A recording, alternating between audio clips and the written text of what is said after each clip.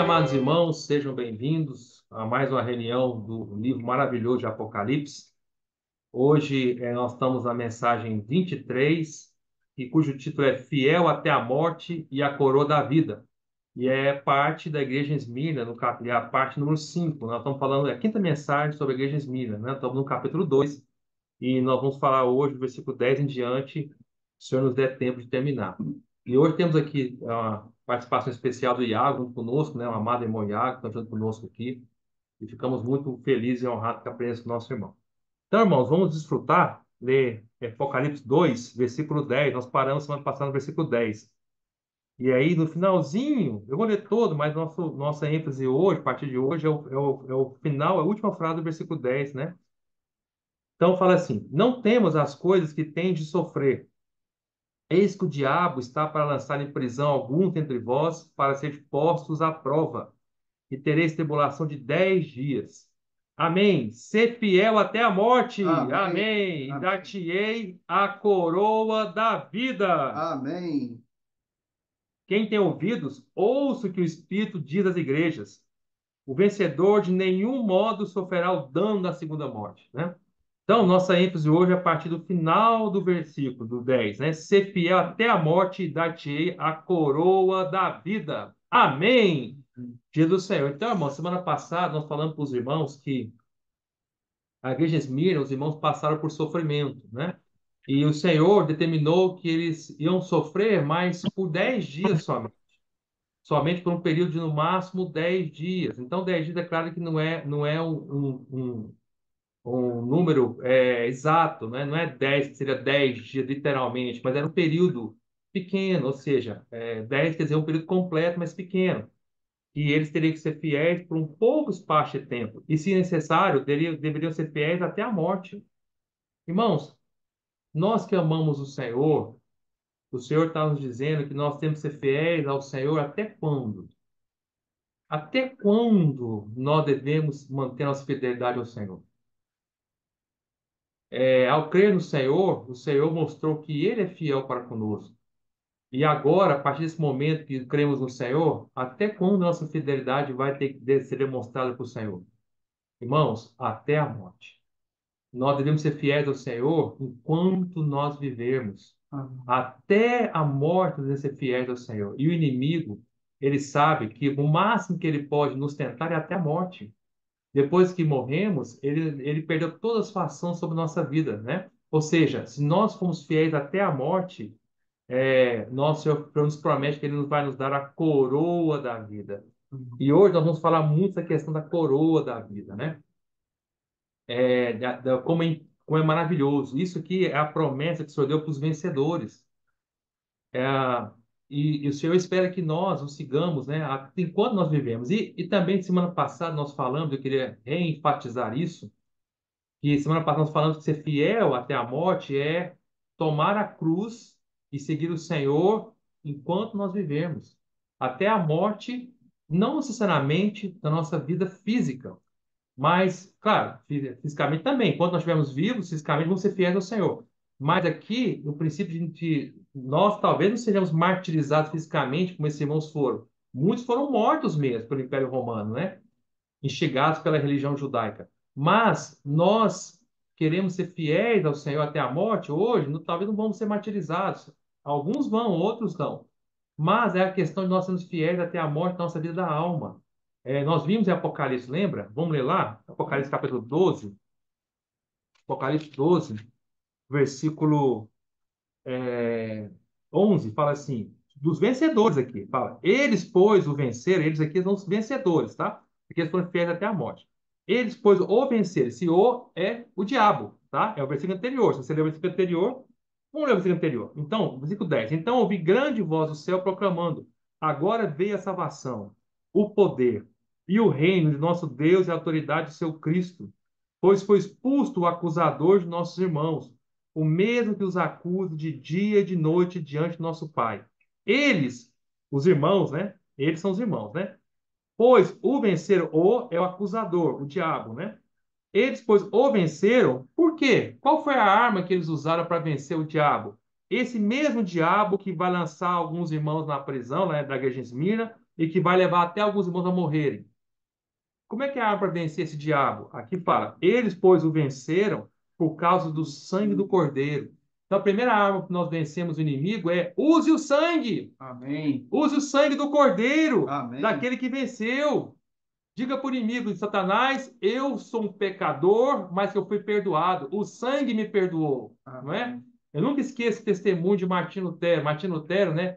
Ele sofria muito porque todos os inimigos vinham jogando acusações na cabeça de Martinho Lutero, dizendo para ele que ele era um pecador, que ele havia pecado, que ele era aquilo outro, né? E aí Martinho Lutero sempre aceitando aquelas acusações, porque o inimigo, como o próprio versículo fala 10 aqui, de Apocalipse 12, 10, ele é acusador que nos acusa de dia e de noite. Ele não para, não. Enquanto nós estamos dormindo, o acusador está nos acusando diante do nosso Deus. Você pensa que Satanás te acusa só de dia? Ele acusa de dia e de noite. Você está dormindo, mas tem alguém te acusando 24 horas por dia. Mas aí, o acusador veio acusar Martinho Lutero e ele aceitando as acusações. Chegou um dia que ele pegou e falou assim: Mas, Satanás, tudo bem. Vamos fazer o seguinte: você vai me acusar, eu vou anotar as suas acusações contra mim. Aí, fala aí, Satanás. Aí, Satanás acusou ele de um pecado. Ele anotou: Eu fiz isso.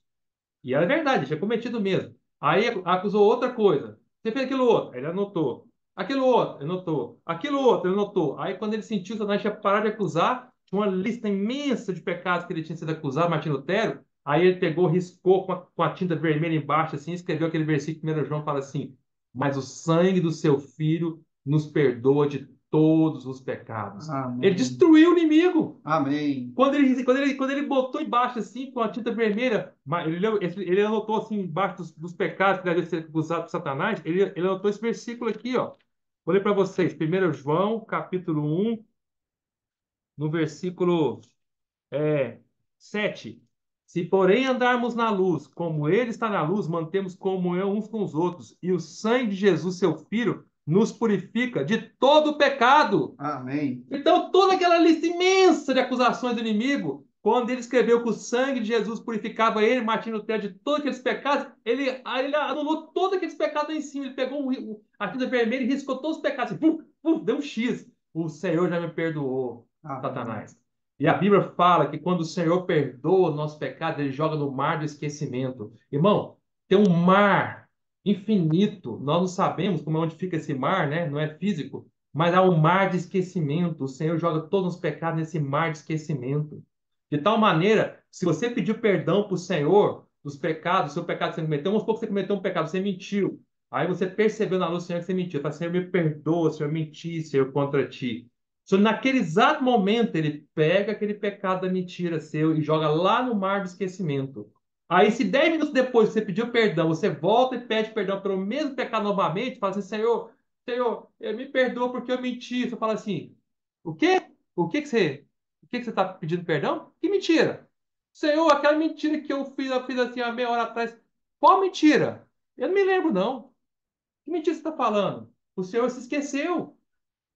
Quando ele perdoa, ele joga no mar do esquecimento. Se você pedir perdão pelo mesmo pecado que você cometeu duas vezes, a segunda você nem lembra o que você está falando mais, você nem entende o que você está falando mais.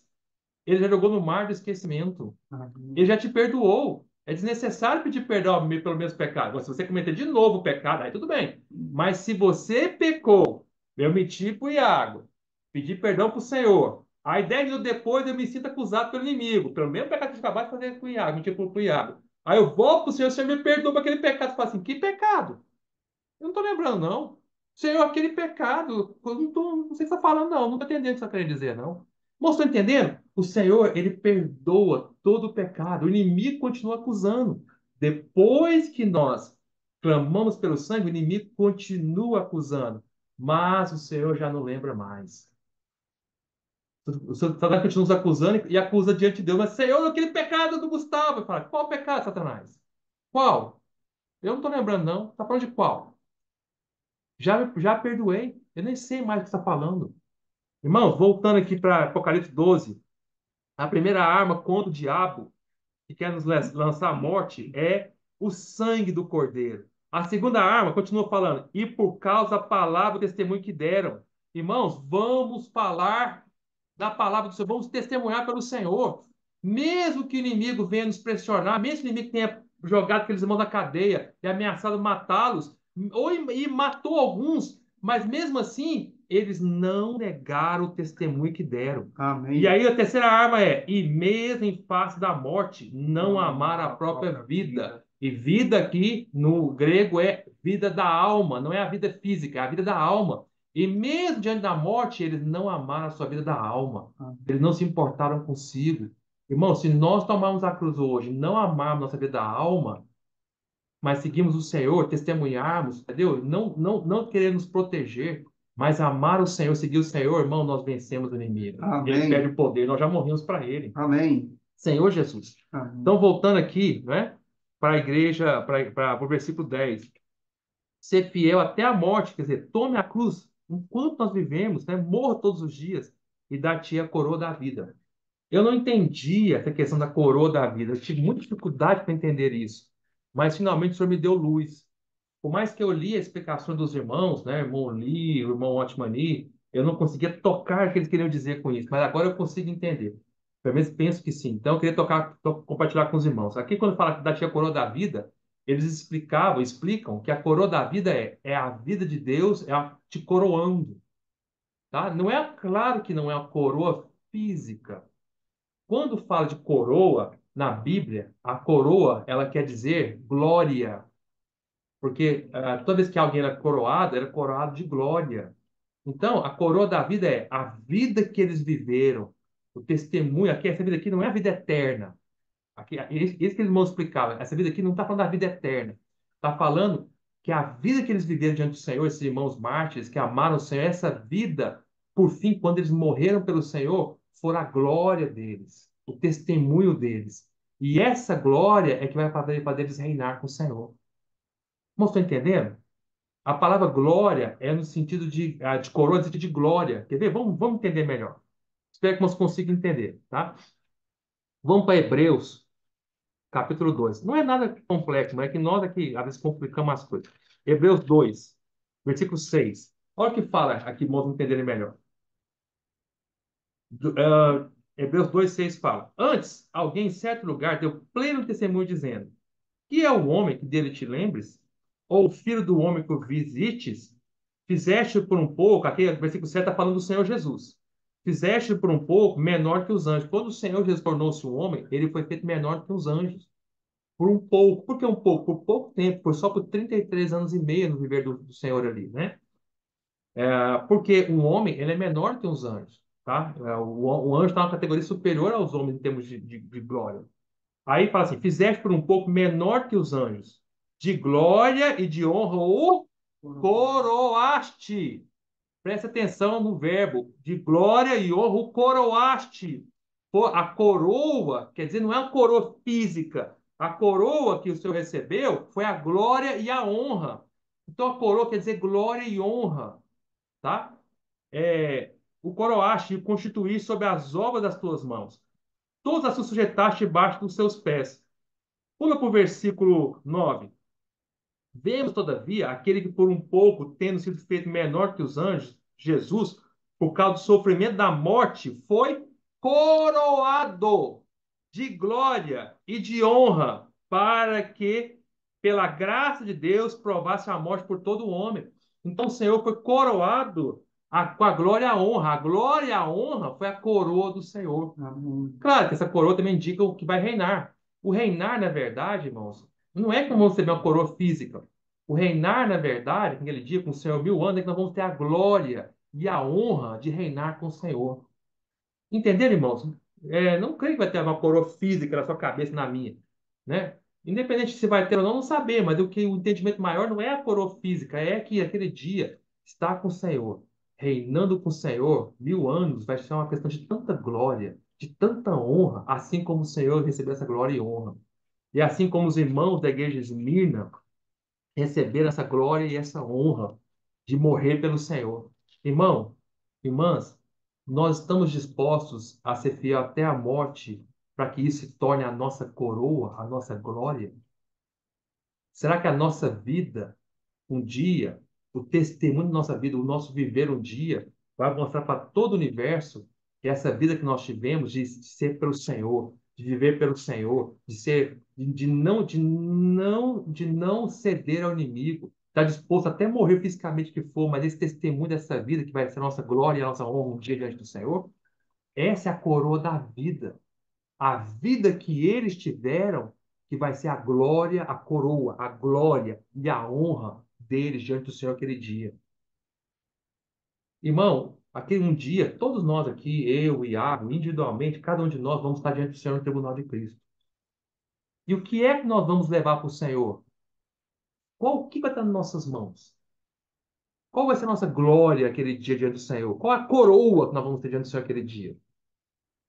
É a nossa vida de testemunho que nós demos aqui nessa terra pelo Senhor, ao ponto de morrer por Ele, morrer na nossa vida da alma, ou não vamos chegar lá, Senhor, o Senhor falar assim, a vida que você teve foi uma vida de viver pela sua carne, pelo seu eu.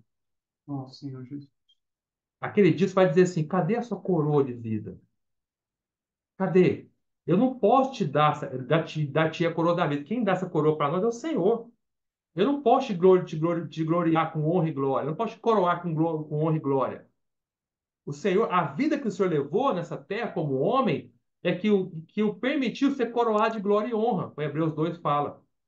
Naquele dia diante do Senhor, o que é que nós vamos ter diante do Senhor? Senhor, qual vida, testemunho eu tive para que eu pudesse ser coroado? Ter a coroa da vida, da glória e da honra. Qual vida que eu tive diante do Senhor? Não estou entendendo? Para que possa ser uma glória, uma honra. Será que a minha vida hoje, aquele dia, vai ser uma vida que vai ser uma glória, uma coroa? Ou vai ser uma vida que o Senhor vai assim, puxa, isso não é glória, não é coroa nenhuma, eu não posso te dar nada. Irmãos, estão entendendo, irmãos? Por isso nós vamos ser fiel até a morte. Agora a Bíblia fala algumas questões de coroa, tá? E eu queria, antes de eu tocar na questão da coroa, a Bíblia cita várias coroas, na verdade, no Testamento Velho e do Novo. E eu vou citar várias coroas para os irmãos, tá? Mas entendam que essas coroas que eu estou citando para os irmãos não é fisicamente, não é coroa física. Vocês vão entender que não tem nada a ver com físico, aqui é uma questão de glória e honra, tá?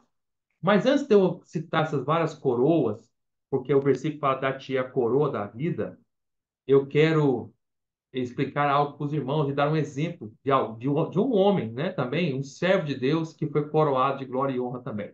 Já falando do Senhor, então vamos falar de outro, né, de um discípulo do Senhor. Mas antes, tem vários que foram coroados de glória e honra, mas foi muito tocado essa semana por um deles.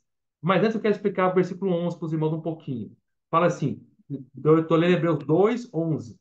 Hebreus, não, perdão, João, Apocalipse, tá difícil, né? Apocalipse 2, 11. Fala assim, quem tem ouvidos, ouça o que o Espírito diz às igrejas, o vencedor. Quem é o vencedor nas cartas? Já falei isso para os irmãos, nessas 7 cartas, quem é os vencedores? Vencedores são aqueles, naquele período da igreja que ele viveu, na igreja em Éfeso, o vencedor foi aquele irmão que viveu na época da igreja em Éfeso. Na igreja de Esmirna, o vencedor foi aquele irmão que viveu na época da igreja em Esmirna. E assim, na igreja em Pérgamo, foi aquele irmão que viveu na igreja em Pérgamo. E assim sucessivamente. Mas quem é o vencedor? É aquele irmão, na época dele. Tem que ser na época dele, é claro, né? Ele só pode vencer quando ele está vivo, né? Na época dele, ele aprendeu a ouvir o Espírito. Amém. O vencedor, ele ouve o Espírito. Quem tem ouvidos, ouça o que o Espírito diz às igrejas. 2 pontos. O vencedor. Na verdade, só quem ouve o Espírito mesmo, irmãos, no meio das igrejas, é o vencedor. O Espírito, ele fala em cada uma das 7 cartas, só que ele fala para todas as igrejas. O Espírito aqui não está falando só. Esse versículo 11 não é só para a igreja em Esmirna. Vale para todos os vencedores, vale para todas as igrejas. O Espírito, ele fala com todos os irmãos. Todos. O Espírito fala com todas as igrejas. Fala, olha, aqui fala, está explicando, ó, quem tem ouvido ouça o que o Espírito diz, as igrejas, no plural. O Espírito fala com todas as igrejas, com todos os irmãos, ao longo dessas eras. O Espírito fala, fala. O vento lá de João 3, que fala que o vento, o vento tem a sua voz, né? Então, o Espírito é o vento, ele fala com todos os irmãos. Mas, mesmo falando com todas as igrejas, o Espírito falar é uma coisa, agora quem quer ouvir é outra. O Espírito fala com todos os filhos de Deus, mas quais são aqueles que vão ouvir o que o Espírito está falando? Ouvir quer dizer ouvir e obedecer. Quem é aquele que não vai resistir ao Espírito, que vai ouvir e obedecer? São somente os vencedores. Amém. Irmão, Se nós aprendermos, eu e você, começa comigo, eu, depois você. Se nós aprendermos, irmão, a ouvir o Espírito, a voz do Espírito, irmão, e a obedecer, não resistir, isso vai nos fazer um vencedor. Porque o Espírito está nos guiando sempre para vencer. Romanos 8 fala que nós vemos, né, que aquele que em Cristo somos mais do que vencedores. Irmão, quando nós estamos em Cristo, seguindo o Espírito, irmão, nós seremos sempre vencedores. O Espírito sempre nos leva ao triunfo. Amém. A vontade do Senhor é que todos os seus filhos fossem vencedores. Esse é aquele desejo. Todos os filhos de Deus, em teoria, são vencedores em potencial. Mas, infelizmente, nem todos querem ser o vencedor, nem todos querem ouvir. Preferem resistir ao que o Espírito fala. Ofender o Espírito. Não obedecer o Espírito. O Espírito incomoda, a unção interior ensina, ela nos explica, ela nos leva a pagar o preço e nós não queremos ouvir. Irmão, irmã, nós estamos dispostos a ouvir o que o Espírito fala? Lembre-se que o Espírito fala, quando ele fala, é algo muito. Ainda falava com o irmão Iago antes dessa reunião aqui. O Espírito, ele fala do Espírito é muito sensível, é delicado. O Espírito é como a pomba. Lembra que o seu Espírito desceu no batismo do Senhor como uma pomba? Ele é sensível. Uma pomba é tão delicada. Então, se você pode e eu posso ofender o Espírito pode se entristecer com nossas atitudes. O Espírito, ele está trabalhando em nós para nos fazer vencedores. É o Amém. que. Deixa sua Bíblia aqui, marcada aqui em Hebreus 2. Mas vamos lá para Apocalipse Efésios. 2. Perdão, obrigado. É por isso que você tem o Iago junto comigo aqui. Apocalipse 2. Vamos para. Você vê como é que eu cometo erros aqui, né? Toda hora eu cometo erros aqui. Ainda bem que tem alguém me corrigindo. Né? Vamos para Efésios, né? Efésios capítulo 4. Efésios 4. Efésios 4, versículo 30. 29, 30. Não saia da vossa boca nenhuma palavra torpe, e sim unicamente que for boa para edificação. Ou seja, tudo que nós falamos, irmão, tem que ser para edificação. Nossa vida é para edificar. Conforme a necessidade, e assim transmita graça aos que ouvem. Nossa boca é para transmitir graça.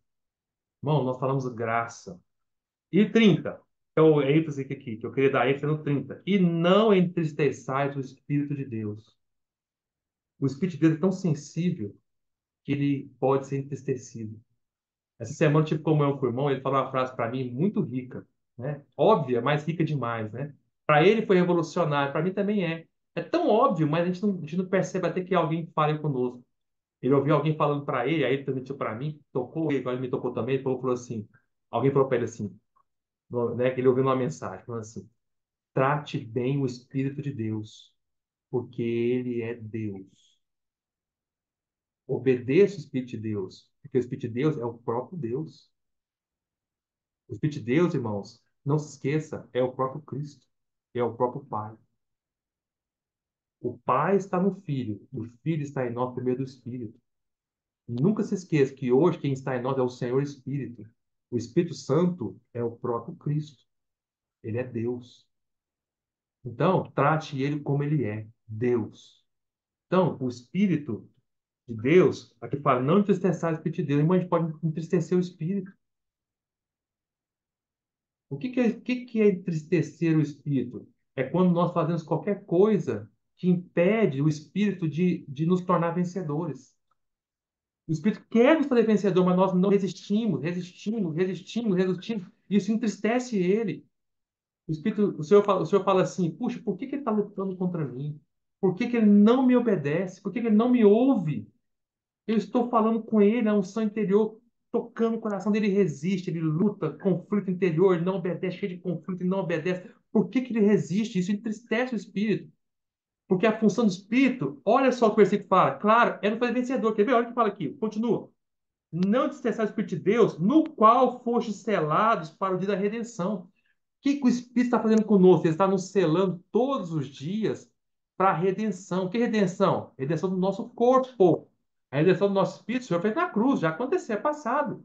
Mas no nosso corpo, aquele fala para o dia. Esse dia aqui é um dia futuro. Então, essa redenção não é a redenção que o Senhor fez na cruz por nós. Essa já passou. A redenção do nosso espírito já aconteceu, mas do nosso corpo ainda não. E o Senhor vai redimir nosso corpo quando o Senhor voltar. Quando o Senhor voltar, vai completar a salvação completa de Deus na nossa vida. Nosso espírito foi salvo ao crer, nossa alma está sendo salva hoje, e nosso corpo será salvo, que é a redenção do nosso corpo, quando o Senhor voltar. Mas o espírito está selando. Quando o espírito sela, está dizendo assim: é meu. Esse aqui, o selo quer dizer possessão, né? Propriedade, né? Igual eu falei para vocês, aqui na minha Bíblia tem um carimbo aqui, ó. Todo livro meu tem carimbo, né? Eu boto um carimbo que é o meu selo. Obrigado, esse livro, qualquer livro, se quiser, aqui você vai ver o meu selo. Todo livro tem um selo. Olha o meu selo aqui, ó. Olha, ó. Tá vendo? Ó? Este livro pertence a Gustavo Siqueira. Tudo que eu tenho de livro tá selado. Para que ninguém venha pegar falando que é dele, que não é meu. Tá? O selo quer dizer propriedade. Quando o Espírito no céu está dizendo assim, é meu. Quando o Espírito sela a nossa alma, ele está dizendo assim, o Gustavo foi transformado na alma dele, a mente foi trabalhada, ele deixou eu trabalhar. Quem trabalha é o Espírito, quem transforma a minha alma, a minha mente, não sou eu, é o Espírito, mas precisa de eu permitir. Eu não posso ficar entristecendo o Espírito. Quando eu deixo o Espírito agir, eu paro de resistir, aí deixo ele trabalhar na minha alma, eu deixo a minha vida da alma ser negada, ser levada à morte, a vida da alma ser levada à morte, a minha alma é salva. E aí, quando a minha alma é salva, o Espírito vai lá e mete um carimbão, assim, ó. Puf, ele sela, falando assim: é meu, agora ninguém toca mais. Amém. E um dia vai chegar que o Espírito vai fazer isso com o nosso corpo, falar assim: esse corpo agora, corrupto, vai ser transformado em um corpo de incorrupção. Eu vou selar. Puf, é meu. Amém. Quando o Espírito selar todo o nosso ser, ele falou assim: é um vencedor. Amém. Aleluia. Entende, irmão? O Espírito está nos selando para nos fazer vencedores, mas nós podemos entristecer ele. Voltando para Apocalipse 2. Quem tem ouvidos, ouça o que o Espírito diz às igrejas. O vencedor. O vencedor, ele de modo nenhum sofreu o dano da morte. O vencedor, ele aprendeu a ouvir o Espírito e obedecer. Amém. Irmão, a ênfase é ouvir, irmãos. Ouvir é obedecer. Se você ler a parábola do semeador, lá em Lucas, a ênfase do semeador, tudo é questão de ouvir. Ouvir e obedecer. O que nos faz frutificar é ouvir e obedecer. Quer ver? Vamos ler lá, vocês verem lá, parábola do semeador, né? Vamos lá para Lucas.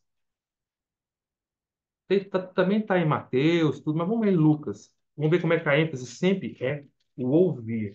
O vencedor, ele aprende a ouvir. É, deixa eu achar aqui, irmãos. A parábola do semeador está em Lucas.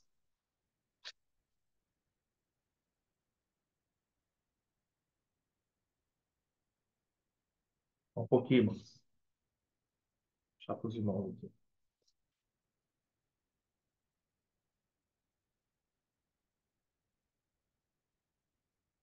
Lucas capítulo 8, irmãos. Lucas 8 fala assim. Eu vou ser rápido aqui, só para mostrar, né? O Senhor conta a palavra do semeador, que o irmão já conhece, tá? Eu não vou entrar nela aqui, porque nosso tempo não permite. Mas vamos para a explicação. Versículo 9, né? Lucas 8, 9 diante. Né? Só fala assim. Lê para mim, Iago, por favor. O 9. Em diante. E os discípulos o interrogaram, dizendo: Que parábola é esta? Respondeu-lhes Jesus: A vós outros é dado conhecer os mistérios do reino de Deus. Aos demais fala-se por parábolas, para que, vendo, não vejam, e ouvindo, não entendam. Olha a questão do ver e ouvir. Continua. Este é o sentido da parábola. Dois pontos. A semente é a palavra de Deus. A que caiu à beira do caminho são os que o ouviram, A ouvir, olha a ênfase em ouvir. vêm a seguir, vem a seguir o diabo e arrebata-lhes do coração a palavra, para não suceder que, crendo, sejam salvos. Ouviram, mas não deixaram essa palavra penetrar no coração, ou seja, obedecer, tá? A que caiu sobre a pedra são os que, ouvindo Ouvindo, de novo, ouvindo. a palavra, a receberam com alegria. Estes não têm raiz, creem apenas por algum tempo. e na hora da provação se A desviam. igreja de Esmirna se desviou, os irmãos foram fiéis até a morte, a aprovação, eles foram fiéis até a morte, eles ouviram e obedeceram. Continua. A que caiu entre espinho são os que Ouviram, de ouviram novo, ouvir. e no decorrer dos dias foram sufocados com os cuidados, riquezas e deleites da vida. Os seus frutos não chegam a amadurecer. E a última, A que caiu na boa terra são os que, ouvindo tendo ouvindo, de bom, de bom e reto coração, retém retém a a palavra. palavra. Estes frutificam com perseverança. frutifica Amém. com, tem que ter Perseverança. perseverança, irmãos. Amém. Por isso que é fiel até a morte, tem que perseverar. Tá Amém. vendo? Aqui fala que a boa terra são os que ouviram de bom e reto coração. Todos os outros tipos de pessoas ouviram também. Mas aqui, no vencedor, que é a boa terra, essa boa terra simboliza os vencedores. Eles têm um ouvir diferente. Eles não ouviram de qualquer maneira, eles ouviram com um bom e reto coração. Ou seja, eles deixaram a palavra penetrar até o coração, a boa terra do coração. E ele retém a palavra. Ele não deixa a palavra embora. Ele fala: Senhor, essa palavra é para mim. Essa Amém. palavra é minha. Senhor, eu Amém. quero que o Espírito trabalhe em mim. Por isso, irmão, o vencedor é uma questão dele ouvir o Espírito. O Espírito ele tem uma voz, mas é uma voz muito delicada. Quando ela Poucos, abriu. poucos decidem ouvir essa voz. Vamos ler lá em João, capítulo 3. 3, João capítulo 3, no versículo 8. Versículo 6, você está falando do Espírito, que nasce no nosso Espírito, né? Para o nosso Espírito nascer. Fala, o que é nascido da carne é carne, o que é nascido do Espírito é Espírito. Não te admires de eu te dizer, importa-vos nascer de novo. O vento sopra onde quer, ouves a sua voz. O vento simboliza o Espírito, ele tem uma voz. Ouves a sua voz, mas não sabe de onde vem nem para onde vai. Assim é todo que é nascido do Espírito. O que é nascido do Espírito, ele aprende a ouvir a voz do Espírito, a voz do vento. E ele não quer direcionar o vento, falar, vento, vai para cá, o espírito vai para cá, espírito vem para cá, espírito. Não, ele não controla o espírito, ele deixa ser controlado pelo espírito. Ele é guiado pelo espírito. Ele aprende a ouvir o espírito. Mas o espírito é muito sensível, é muito delicado essa voz, é a voz do vento. Não é um trompete, é algo no seu interior. Por isso que Romanos, capítulo 8 fala assim, no versículo 14. Romanos 8,14. Lê para a gente, mano. 8,14. Pois todos os que são guiados pelo Espírito de Deus são filhos de Deus. Esses filhos de Deus aqui, quando fala filhos de Deus, esses filhos no grego é huios. Quer dizer, você sabe que para filhos no grego há duas palavras, né? No nosso português, tudo filhos é a mesma palavra em grego. Tudo filho. Aliás, no português tudo é filho. Mas no grego existe duas palavras para falar de filhos. Uma é teknon e outra é huios. Quando fala teknon, quer dizer um filho criança ainda, imaturo. E quando fala ruiós, também é filho, mas é um filho na característica maduro, já está maduro. Então, aqui a palavra filhos aqui é ruiós, é filhos maduros. Então, eu vou ler como o original grego está nos explicando. Fala assim: pois todos que são guiados pelo Espírito de Deus são filhos maduros, experientes de Deus. Filhos experientes, maduros de Deus, são aqueles filhos que deixam ser guiados pelo Espírito, eles ouvem o Espírito. Eles não ficam tentando entender de onde vem o Espírito, nem para onde vai o Espírito. Eles vivem no Espírito e ouvem a voz dele e obedecem para. E agora eu queria ler para os irmãos, né, uma experiência maravilhosa. Vamos para Atos capítulo 6. Atos 6.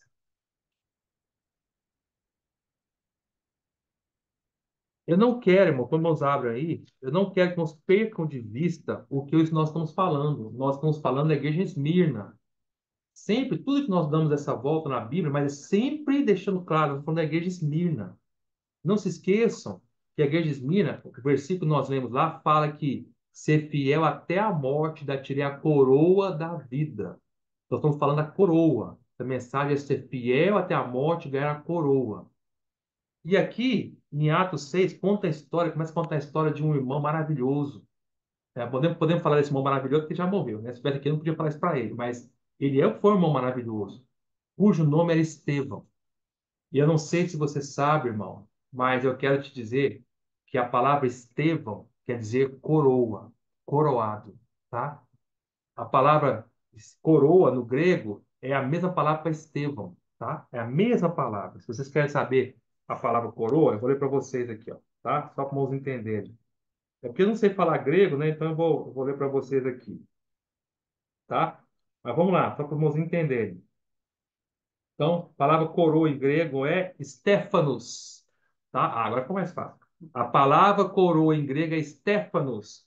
E a palavra Estevão em grego, já está para nome fácil. Estevão, Stephanos, você já entendeu, né? Mas vamos lá, Atos 6, vamos lá. Quando fala de Estevão, né? A palavra Estevão, vou abrir para vocês aqui no grego, né? Tá aqui. E Estevão, ah, é Stephanos. Tá vendo? Mesma palavra. Então, por que que eu estou citando Estevão? Porque Estevão é o exemplo de alguém que teve uma vida que foi a coroação dele. A vida que ele teve é que fez com que ele fosse coroado de glória e honra. Ele era uma coroa, Amém. tá? Vamos ver a história de Stefanos, dessa coroa, desse irmão que chamava coroa, Estevão. Então, vocês sabem que em Atos 6 aconteceu, né, que teve uma murmuração das helenistas, etc, tal, contra os apóstolos, tal, eu não vou entrar no mérito, né? E aí os apóstolos vieram falar assim, no versículo 3. Mas, assim, versículo 2, né? Então os 12 convocaram a comunidade dos discípulos e disseram: Não é razoável que nós abandonemos a palavra de Deus para servir às mesas. É uma questão de servir mesa, tá? Vamos ler. Tá? Tem que ler, não adianta querer pular. Vamos ler o versículo 1. Ora, aqueles dias, multiplicando-se o número dos discípulos, houve murmuração dos helenistas. Eles são os gregos, tá? Contra os hebreus. Os hebreus são os irmãos judeus que haviam crido. Porque as viúvas dele, a viúva dos gregos, estavam sendo esquecidas na distribuição diária da comida. Era comida, distribuição de comida. Você vê a mesa, fisicamente, botar pão na mesa, botar comida na mesa, tá? Então os 12 convocaram a comunidade dos discípulos e disseram: Não é razoável que nós abandonemos a palavra de Deus para servir às mesas. Você vê a mesa. Mas, irmãos, escolhei dentre vós 7 homens de boa reputação. O que é boa reputação? É que tinha uma vida como uma coroa, cheios do espírito de sabedoria. Irmão, quem vai reinar é aquele que aprendeu a estar cheio do Espírito. Ouve o Espírito, se enche do Espírito. Eles aprendem a estar cheio do Espírito. Irmão, encher do Espírito não é algo exterior. Aqui não fala que. Presta bem atenção, fala assim: homens de boa reputação estavam revestidos do Espírito. Aqui não é revestidos do Espírito, é. O que é esse daqui, Iago? Cheio. Cheios é algo interior. Você tem que encher o seu ser. Não é manifestação de espírito exteriormente, milagres, tal. Não. É a questão de constituição interior. Estava cheio do espírito. Eles obedeciam o espírito. Eles ouviam a palavra, retiam a palavra. Eram esses homens. Aqui estão cheios do espírito. Eles têm uma boa reputação. Todo mundo percebe, não é? E de sabedoria. Ora, como é que nós podemos ser sábios se não tivermos cheios do espírito? É ele que nos dá sabedoria. Sabedoria não é conhecimento. Conhecimento é diferente de sabedoria. Conhecimento, basta você ter uma boa capacidade mental para encher a cabeça. Conhecimento. Mas sabedoria é conhecimento cheio de espírito. Quando você pega a palavra que você ganhou, que você reteve, que foi semeado com bom, que o semeador semeou no nosso coração com uma boa terra, e você deixou aquela palavra trabalhar no seu ser, e isso virou sabedoria. Quem faz isso é o Espírito. Ou seja, sabedoria é o conhecimento espiritual. É o conhecimento que passou pelo Espírito, tá? Os quais encarregaremos desse serviço. Tá vendo, irmãos? Como eles eram sérios? Para servir à mesa. Servir à mesa. Tinha que ser homens cheios do Espírito. Então, aqui, vamos entender. Eles pegaram primeiro pessoas que serviam e mandaram elas encher do Espírito. É essa a sequência? Não. Não. Ao contrário. Pessoas cheias do De Espírito boa que vão ser, e boa reputação e sabedoria, esses que vão servir. Você percebe, irmãos? O mais importante não é nós servirmos ao Senhor, é nos enchermos do Espírito. A questão não é quanto você serva no servo, eu sirvo no sirvo, é quanto nós estamos cheios do Espírito. Irmão, a nossa preocupação muito maior não é o que nós fazemos pelo Senhor, é quanto nós estamos cheios dele. Amém. O que nós temos dentro de nós é que nós vamos oferecer para o serviço ao Senhor. Senhor, eu não estou preocupado em te servir, Senhor, eu estou preocupado em me encher de ti para te servir. Vamos estar entendendo, irmão? A vida introduz o serviço, tá? Vamos continuar. E quanto a nós, nos consagraremos à oração e ao ministério da palavra. O parecer agradou a toda a comunidade e elegeram Estevão, homem cheio de fé e do Espírito Santo.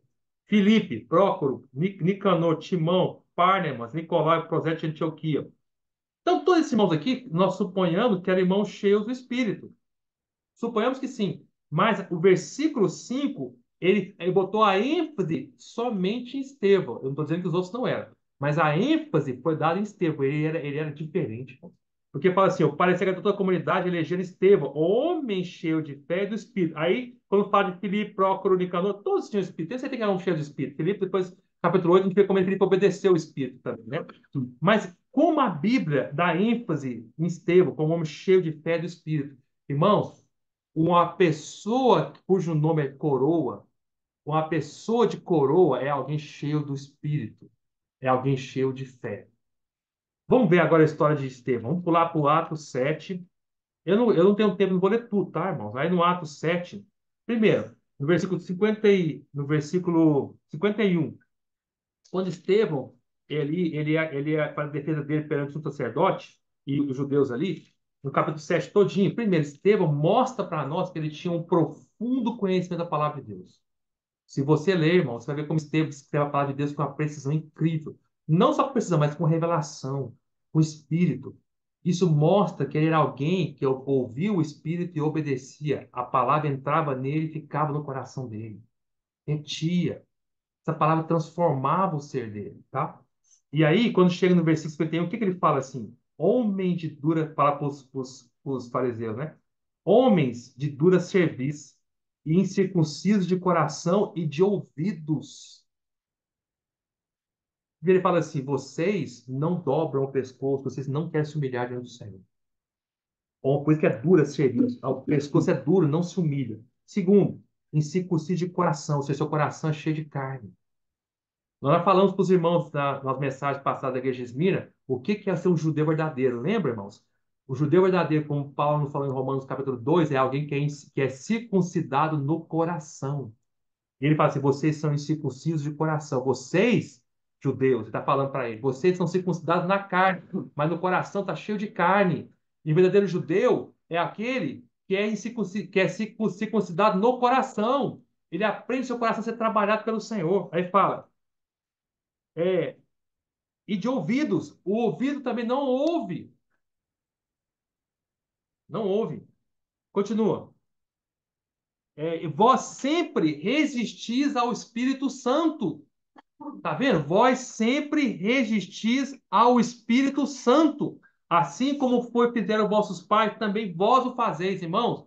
Um vencedor, ele não resiste ao Espírito Santo. Alguém que está aqui, cuja vida vai virar uma coroa diante do Senhor um dia, é alguém que ele não resiste ao Espírito Santo. Ele não resiste, ele deixa ser guiado pelo Espírito. É o vencedor. Lembre-se, o vencedor, ele ouve o que o Espírito diz e obedece. Ele não resiste. Continua. Qual dos profetas vossos pais não perseguiram? Eles mataram os que anteriormente anunciavam a vinda do justo, do qual vós agora vos tornaste traidores e assassinos. Vós que recebeste a lei por ministério de anjos, não aguardastes. Ouvindo eles isso, enfureciam-se o seu coração e rilhavam os dentes contra ele. Mas Estevão, a coroa, né? Estevão quer dizer coroa, mas Estéfanos, a coroa, cheio do Espírito Santo. Irmão, ele era uma pessoa que se preocupava em cheio do Espírito o tempo todo, vivia no Espírito. Cheio do Espírito Santo, fitou os olhos no céu e viu a glória de Deus e Jesus que estava à sua direita.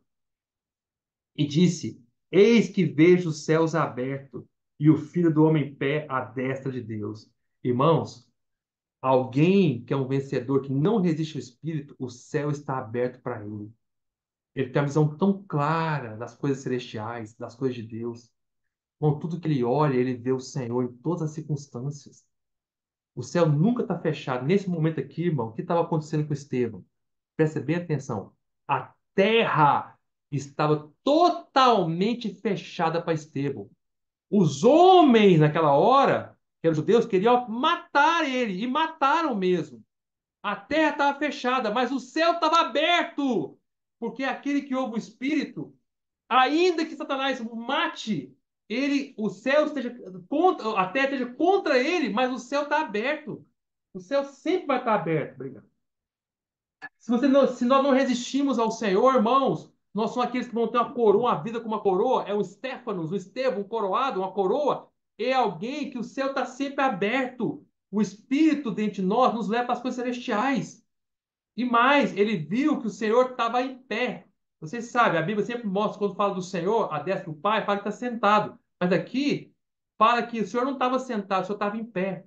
Estava pronto para agir por causa de Estevão. O Senhor se preocupava com Estevão.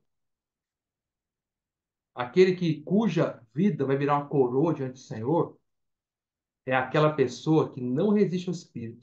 O céu está aberto, ainda que a terra esteja fechada. O céu, ainda que os homens estejam contra ele, o Senhor não é. E o Senhor se preocupa com ele. O Senhor está totalmente em pé por causa dele. O Senhor sai dessa posição de descanso e o Senhor está na posição de ação, de ficar em pé. Sentar é descansar, desce do Pai. Mas aqui o Senhor se levantou. O Senhor vai reagir. E o Senhor reagiu. Vocês pensam que não? Fala assim, como é que o senhor reagiu, irmão Gustavo, se Pedro se Estevão foi apedrejado e morreu? Olha, então o senhor não fez nada, deixou ele morrer. Não, não, você está entendendo errado a palavra de Deus. A reação do Senhor não foi tirar o Estevão da morte. Estevão foi fiel até a morte e dar-te-ei a coroa da vida. O Senhor não tirou Estevão da oportunidade de morrer. O Senhor falou assim, Estevão, continue vivendo essa vida que você tem, ser fiel até a morte, e essa vida sua vai virar a coroa que você vai receber um dia. Amém. Eu não vou tirar você da morte, Estevão. Eu não vou tirar você de morrer. Eu quero que você mostre, prove para os homens que você é fiel até a morte. Mas sabe como o Senhor reagiu? O testemunho de Estevão que fez ganhar Saulo. A reação foi ganhar Saulo. Deus usou o que aconteceu com Estevão para ganhar o apóstolo Paulo, que foi muito usado pelo Senhor, que foi um grande homem de Deus. Vocês sabem que quando chega em Atos 9, o Senhor aparece para Saulo e fala, Saulo, por que tu me persegues? Na hora, Saulo lembrou de Estevão, porque ele consentiu na morte de Estevão. O versículo fala, vamos ver. Nós paramos no versículo 57. Eles, porém, clamando em alta voz, taparam os ouvidos e unânimes arrebentaram contra ele. E lançando fora da cidade, o apedrejaram. As testemunhas deixaram suas vestes aos pés de um jovem chamado Saulo.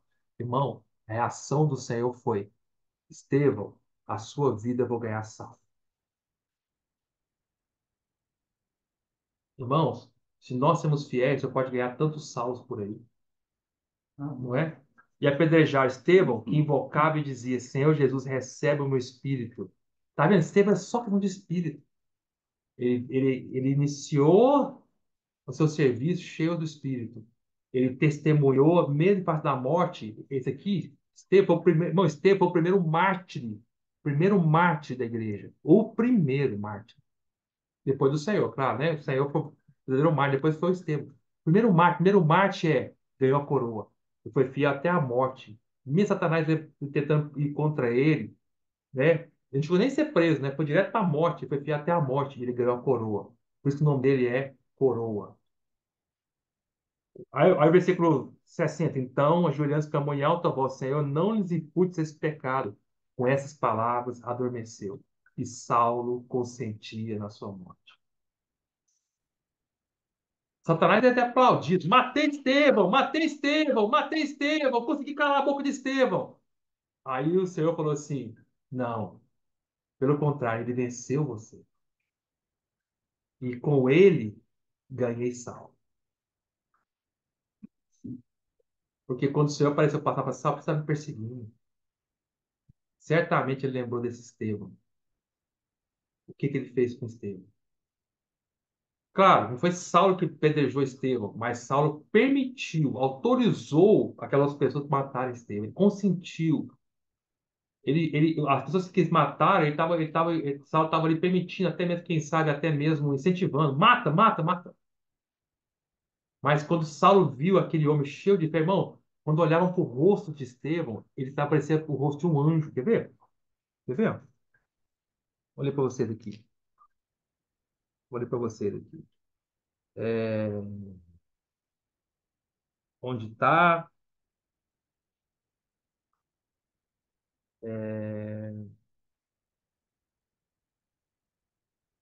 Aqui está a parte que fala, irmão, que olhavam para o rosto dele, né? Vamos ver aqui, o que eu acho para os irmãos.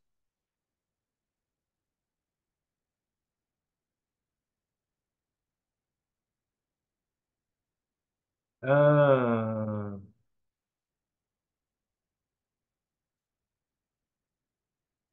eu vou achar só um pouquinho, irmãos. Se alguém achar primeiro que eu, pode me falar, tá? Vou achar aqui.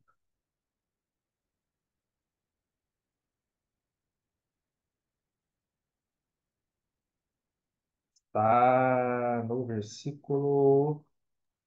Atos 6,15. Obrigado, obrigado, obrigado, obrigado. Obrigado, Imagina. irmão. É isso mesmo. Atos 6,15. Vamos lá. Todos que estavam assentados no sinédrio, fitando os olhos em Estevão, viram o seu rosto como se fosse o rosto de anjo. O que é rosto de anjo? Como é que é um rosto de um anjo? Você já viu algum anjo para entender, para saber se alguém tem um rosto de anjo ou não? Como é que cabia falar que tinha um rosto de um anjo? Anjo é um ser celestial. Quando olharam para ele, eles viram no rosto de Estevão o céu. O rosto de anjo é alguém que você vê no rosto, o seu próprio rosto mostra que ele é celestial, que ele está ligado com o céu, que os céus estão abertos para ele. Ele vive no espírito, ele vive no céu. Bom, quando nós estamos no espírito, nós vivemos nas regiões celestiais. Nós vivemos aonde os anjos vivem e expressamos o que os anjos expressam. É um rosto transcendental, irmão. É isso que eu quero dizer, irmão. Nós estamos cheios do Espírito. Isso mostra até no nosso ser exterior. Se você olhar a vida do Senhor Jesus, todos que olhavam para o Senhor viam no rosto dele o rosto de Deus, o rosto de Cristo, o rosto de Deus. Era o próprio Deus nessa terra. O rosto do Senhor mostrava quem ele era. Ele era alguém que vivia na presença do Pai. Mas vamos agora falar um pouco de coroa, né? Vamos falar um pouco das coroas. Como é que é essa questão de ter coroa, né? Coroa é essa recompensa. Agora vamos lá para o Velho Testamento. Êxodo 39. Vamos falar primeiro coroa. Minha ênfase é o Novo Testamento, mas eu quero tocar um pouco no Velho. Êxodo 39, versículo 30.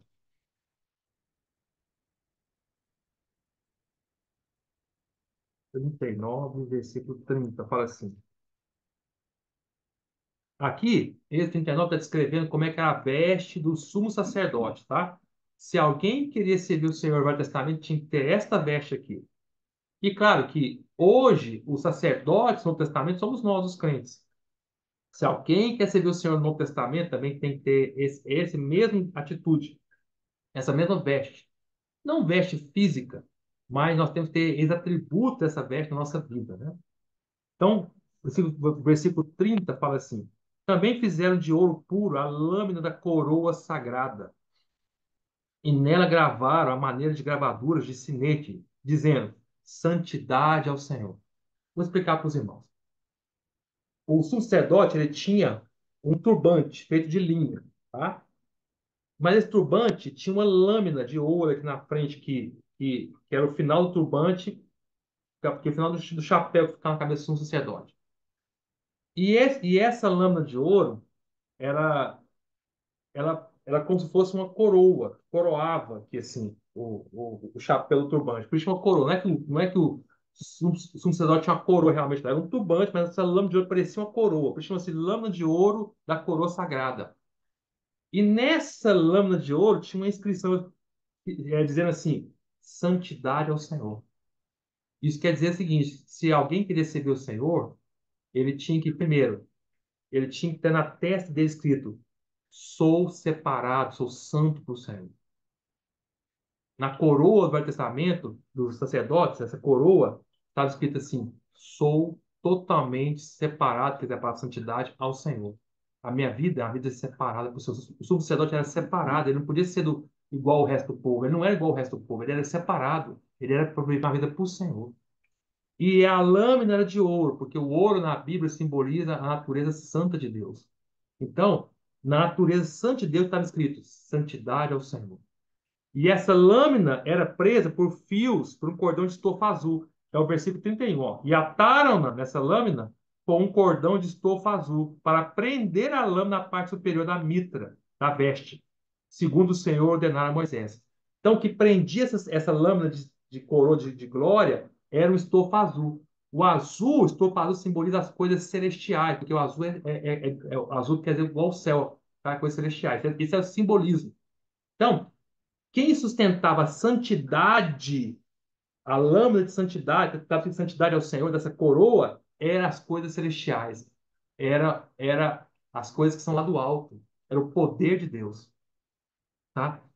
Qual é o princípio para nós hoje? Irmãos, se nós queremos ter essa coroa que o Senhor nos promete para nós hoje, né, para os vencedores, nós precisamos ter uma vida de santidade ao Senhor. Nós precisamos ser separados. Mas ninguém pode ser santo se não for pela natureza santa de Deus, pelo ouro. Por isso estava escrito no ouro. E ninguém consegue ser santo também se não for o poder celestial, que é o estofo azul que sustenta essa coroa. Quem vai nos fazer perseverar até o final nessa santidade, ser fiel até a morte, é o poder celestial de Cristo. É o ministério celestial do Senhor. É Ele que intercede por nós. É Ele que cuida de nós. É o Espírito que nos sustenta, que ora por nós, até com gemidos inexprimíveis. É Ele, é o Espírito. As coisas celestiais. Irmão, se nós não tivermos o poder celestial de Cristo, viver nas coisas celestiais, nós nunca conseguiremos sustentar a santidade do Senhor. Nunca. Nunca seremos santos. Nós vivemos todos os dias, como eu estou traduzindo para o Novo Testamento, tá? As palavras do Novo Testamento. Nós vivemos todos os dias, como Paulo fala, pensando nas coisas lá do alto, as coisas celestiais, vivendo nas coisas celestiais, vivendo a vida no Espírito. Nós nunca conseguiremos ter uma coroa de santidade ao Senhor. Os irmãos da igreja de Esmirna foram fiéis até a morte e receberam a coroa da vida. A coroa da vida foi uma vida de santidade, separada ao Senhor. Mas quem é que fez com que eles conseguissem viver essa vida de fidelidade? Foi o poder celestial de Cristo. Foi o estofo, foi a estofa azul, foi Cristo que sustentava a santidade deles. Então, se nós estamos em pé aqui, só estamos dando uma mensagem hoje aqui, é pelo poder do Senhor. Amém. É o Espírito. Se o Espírito tirar a sua mão, todos nós desabamos, não tem santidade nenhuma que permaneça. Mas lembre-se, todos aqueles que querem ser coroados devem ter uma inscrição na testa: sou santo ao Senhor. Amém. Porque sem santidade, ninguém verá a Deus. É que fala em Hebreus. Ninguém verá. Velho Testamento, vamos para o Novo agora. Vamos ver as várias coroas que o Novo Testamento nos fala, tá? Várias, mas são a mesma coisa, irmãos. Eu quero encorajar os irmãos com essas várias coroas, tá bom? Vamos, vamos ver a primeira coroa que o Novo Testamento nos fala, tá? Tá lá em Mateus. Você não vai gostar dessa coroa aqui, tá? Mateus 27, 29. A primeira coroa do Novo Testamento. Acho que você não vai gostar dessa coroa, não. Isso, muito bem. E aí, irmão? Mateus 27, 29, Iago. Tecendo uma coroa de espinhos, puseram-a na cabeça, e na mão direita um caniço, e ajoelhando-se diante dele, o escarneciam, dizendo: Salve, Rei dos Judeus. Então, a primeira coroa do Testamento é a coroa de espinho, a coroa que o Senhor viveu. Irmão, se nós queremos ter uma coroa um dia, uma vida coroada diante do Senhor de glória e honra, nós precisamos estar dispostos também a seguir o Senhor na coroa de espinho. Claro, o espinho dessa coroa simboliza a maldição, né? Porque se você se recorda, quando o homem caiu, lá em Gênesis capítulo 3, só falou que a terra ia produzir espinhos, tá? Então, espinhos simboliza a maldição. O Senhor, quando ele botou a coroa de espinho, quer dizer que o Senhor tomou a maldição no nosso lugar. Isso só o Senhor podia fazer. Claro, essa coroa específica de espinhos, só o Senhor podia usar. Nenhum de nós podia tomar essa coroa. Mas o princípio de tomar a cruz e seguir o Senhor é o princípio de tomar a coroa de espinho nesse sentido, no sentido de tomar a cruz. O Senhor falou que quem quer vir após ele tem que tomar a cruz como ele tomou. Quem quer vir após mim, tome a sua cruz e siga-me. Ou seja, o Senhor só foi coroado, irmãos. O Senhor só foi coroado quando ele estava indo para a cruz, mas com espinho. Se nós tomarmos a coroa de espinho, não no sentido da maldição, tá, irmão? Não confunda. Isso só o Senhor pode tomar, mas no sentido de sofrimento. Se nós não tomarmos a questão da cruz hoje, como é que nós podemos ter a coroa gloriosa depois? Porque o Senhor primeiro, entenda, vamos ver a vida do Senhor. O Senhor tomou a coroa de espinho e aí ele morreu. Na ressurreição, em Hebreus 2 fala que ele foi coroado com a outra coroa. Foi coroado, nós já lemos, de glória e honra. Mas a primeira coroa que tomou foi a de espinho. A coroa de espinho introduziu o Senhor na coroa de glória e honra. Hoje, irmão, nós somos seguidores do Senhor. Se um dia nós queremos ter a coroa de glória e honra, nós vamos pular a coroa de espinho?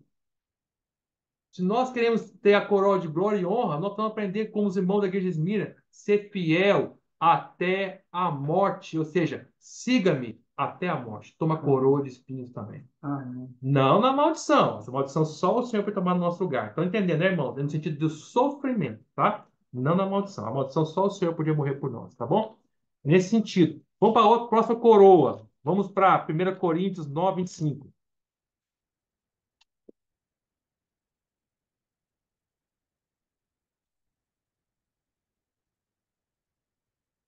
Leia, por favor. Mas esmuro, 1 Coríntios 9, 25, Isso né? mesmo. Todo atleta em tudo se domina. Aqueles para alcançar uma coroa corruptível, nós, porém, a incorruptível. Irmãos, qual é a coroa incorruptível? É a coroa daqueles que se dominam, aqueles que seguem o Senhor. Claro, o que falta falando coroa corruptível é que assim, na época, Paulo estava comparando aqui com os Jogos Olímpicos, né? Na época, os Jogos Olímpicos, e Corinto, inclusive, era uma cidade muito famosa, tinha Jogos Olímpicos lá também, tá? Os famosos Jogos Istímicos, né? Porque Corinto fica na península, no istmo do Peloponeso, né? Então tinha os Jogos famosos, cada 2 anos tinha os Jogos famosos, Bienal, que eram os Jogos Istímicos, né? Então, os atletas, eles ganhavam, quando eles venciam, eles não ganhavam uma medalha, como hoje, hoje dá medalha para as pessoas, que é medalha de ouro, de prata, não. Eles ganhavam uma coroa feita de ramos, né? Só que essa coroa feita de ramos, ele mostrava para as pessoas que ele ganhou, como as pessoas hoje botam a medalha, levam para casa, ele levava a coroa para casa, mas chegava um tempo, a coroa de ramo murchava. E aí, desaparecia. Aquela glória era corruptível, era uma coroa que morria, destruía. Corruptível quer dizer autodestrói. E os atletas buscavam a coroa que se destruía, mas nós buscamos a coroa que nunca vai ser destruída. É a coroa de glória e honra.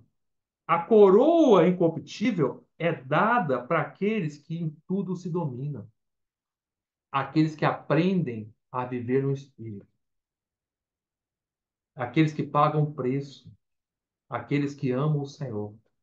Mas se dominar não é uma questão própria nossa, irmão. O domínio próprio, aqui fala de dominar-se, né? O domínio próprio, lá em Gálatas, fala que é um fruto do Espírito. Não vem de nós. Quando nós vivemos no Espírito, o Espírito causa em nós um domínio próprio. Irmão, nós não vivemos uma vida de qualquer. Nós vivemos uma vida sob domínio. Domínio próprio. Mas não sou eu que me domino. Mas vou falar domínio próprio, né? Você não quer dizer dominar a si próprio? Sim, mas não sou eu que me domino. É algo que vem do Espírito. O Espírito nos causa esse domínio, é o domínio do Espírito. Então, a coroa incorruptível é daqueles que aprenderam a ser cingidos pelo Espírito, dominados pelo Espírito. Que o Espírito dá um domínio, tá? Vamos para a próxima coroa. Eu tenho que ser rápido aqui. Filipenses capítulo 4. Tudo é a mesma coisa, tá, irmão? É uma coroa é no sentido de glória. Não vai ter uma coroa física, no sentido de ser gloriado pelo Espírito, né? Ah, e outra coisa, vamos voltar lá, desculpe, vamos voltar para 1 Coríntios. Quando Paulo falou dessa coroa maravilhosa, que é a recompensa que os crentes vão receber, né? Que foram vencedores, Paulo falou que ele continuava correndo. Nesse momento que ele falou, ele estava correndo ainda, como um atleta, ele estava correndo a carreira cristã. Essa coroa é a coroa que se completar a carreira cristã, que é uma luta, é uma carreira e ao mesmo tempo é uma luta, né? Um combate.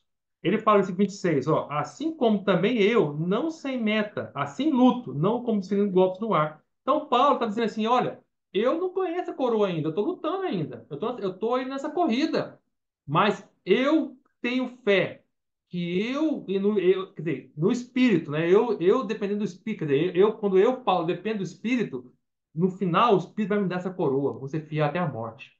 Mas ele continuava correndo, ele não sabia da coroa ainda, ele estava no processo. Aí vamos para Filipenses, capítulo 3. Filipenses, Corinto não foi uma das últimas cartas de Paulo, não. Filipenses já estava na característica das últimas cartas de Paulo. Não a última, mas das últimas. Última, quando ele estava na prisão já. Aí, Filipenses, capítulo 3, ele fala, no versículo 12: não que eu tenha já recebido. Esse o aqui é a coroa. Daqui a pouco eu falo para vocês, tá? Não que eu já o tenha o recebido. É o galardão. Ou tenha já obtido a perfeição, mas prossigo para conquistar aquilo para o qual também foi conquistado por Cristo Jesus. Então, Paulo, aqui ele continuava, e nas suas últimas cartas, muito próximo dele morrer ainda, ele continuava correndo, prosseguindo. Ele não tinha dito que ele tinha coroa ainda, que a coroa foi dada para ele, da tia coroa da vida, mas ele continuava prosseguindo. Aí no capítulo 4 ele fala dessa coroa, outra coroa, que vem no versículo 1, Filipenses 4:1. Portanto, meus irmãos, amados e muito saudosos, minha alegria e coroa, sim, amados, permanecei deste modo firmes no Senhor.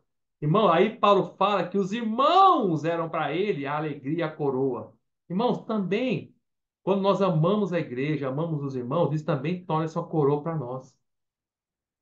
Aquele dia você vai perguntar para mim: Gustavo, você amou os irmãos? Gustavo, você amou os irmãos de todo o seu coração? Você amou os irmãos, cada um deles, né?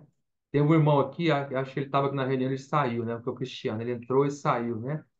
Acho que ele não está aqui mais. Não estou vendo ele. Mas o Cristiano, essa semana, mandou uma mensagem para mim, dizendo que ele amava os irmãos. E é isso mesmo. Quando nós amamos os irmãos, de verdade, amar os irmãos não é fazer o que os irmãos querem. Amar os irmãos é amar a palavra de Deus, obedecer ao Senhor. Mas quando nós amamos os irmãos se tornam a nossa coroa também. Aquele dia, fala assim: Senhor, eis aqui a minha coroa, são os filhos que o Senhor me deu. São aqueles, são os irmãos. Senhor, eu lutei por eles, eu morri por eles. Lembre-se que o Senhor falou lá em Mateus 24, né? Quando o Senhor voltar, Ele quer nos achar fazendo assim. Fazendo assim, o que que é? É alimentando nossos conservos. Se nós estivermos cuidando dos irmãos, isso vai tornar a nossa coroa. Isso é ser fiel até a morte também. Tá? Vamos para a próxima coroa. Aí, aqui Paulo fala dessa coroa de novo dos irmãos lá em Tessalonicenses. Vamos lá, 1 Tessalonicenses, a segunda Tessalonicenses, capítulo 2, versículo 19. E lembre-se que Tessalonicenses são cartas de Paulo, que a ênfase dessas cartas sempre é a volta do Senhor. 1 Tessalonicenses, 2 Tessalonicenses, a ênfase sempre é a volta do Senhor, tá? Então, na volta do Senhor, aí Paulo fala, no capítulo 2, versículo 19, fala assim: Não, não. não, 2,19, perdão, é 1 Tessalonicenses, desculpe.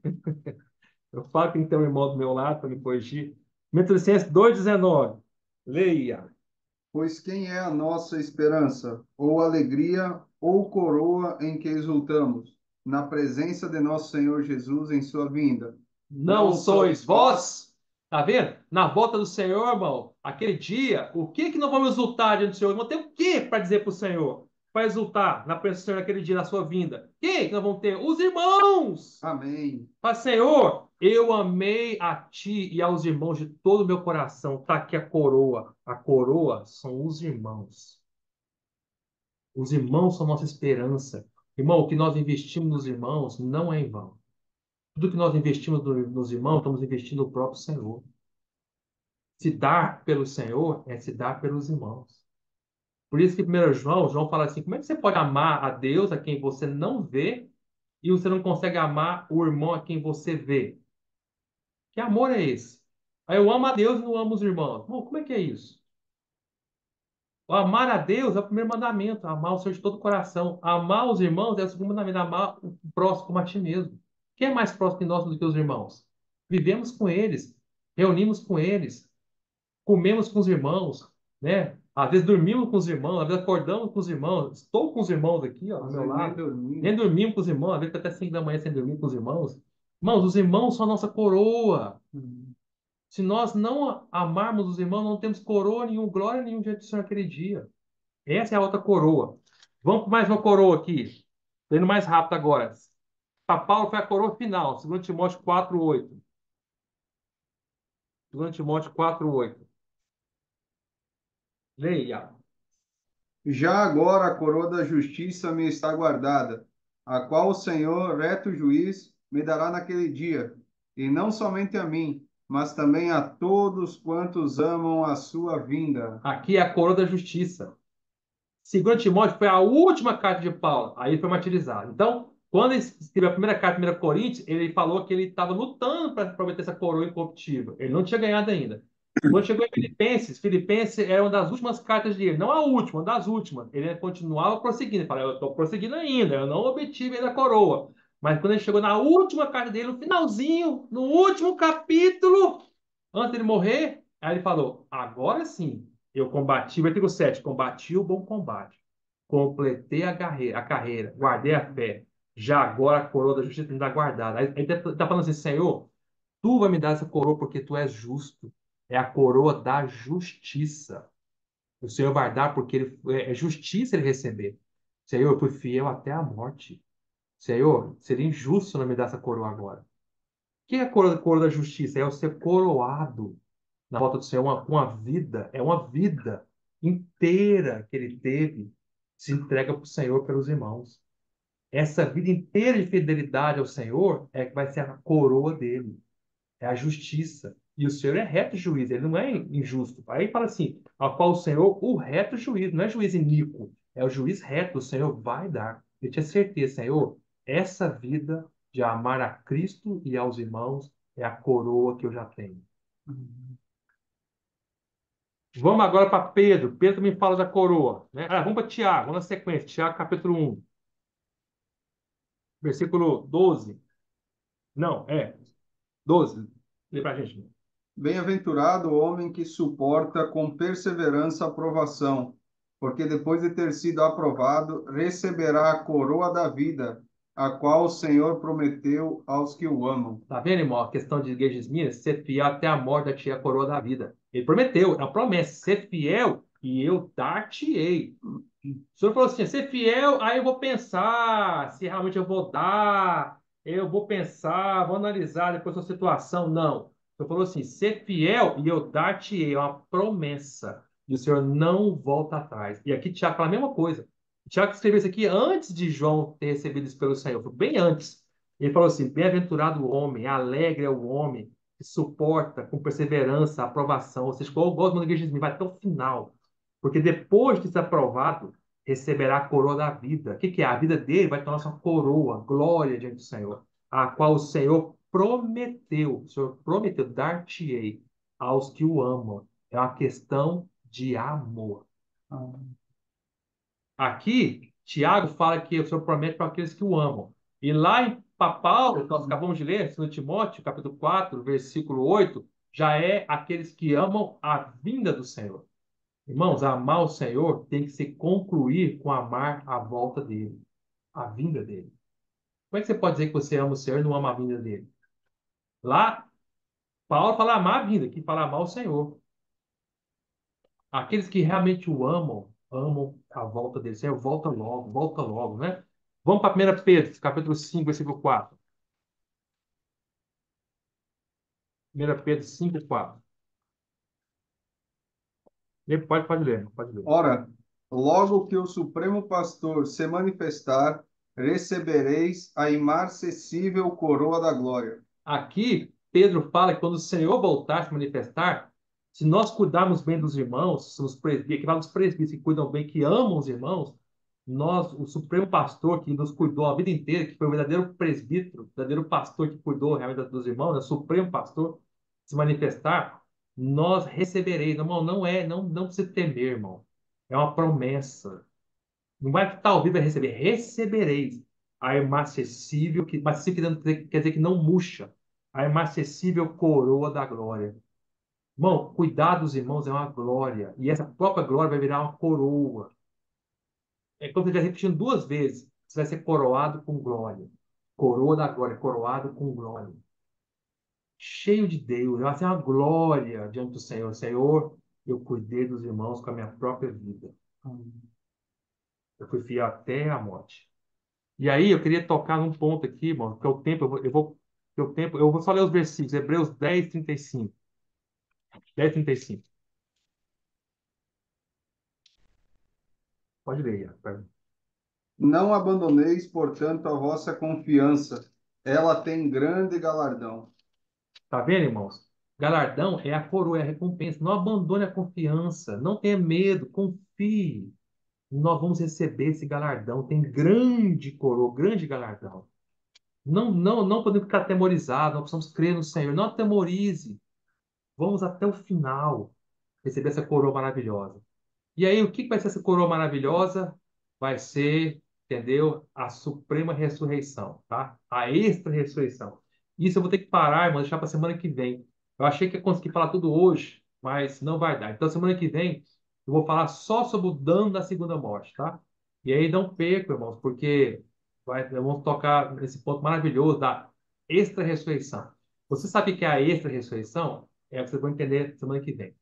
E também vão entender que um crente nunca vai passar pela segunda morte, mas o dano dela, ele pode passar. Se nós não formos fiéis até a morte, nós vamos receber o dano da segunda morte, tá? Se formos fiéis até a morte, recebemos a coroa. Se não vencemos até a morte, receberemos o dano dela, tá bom? Jesus é o Senhor. Amém.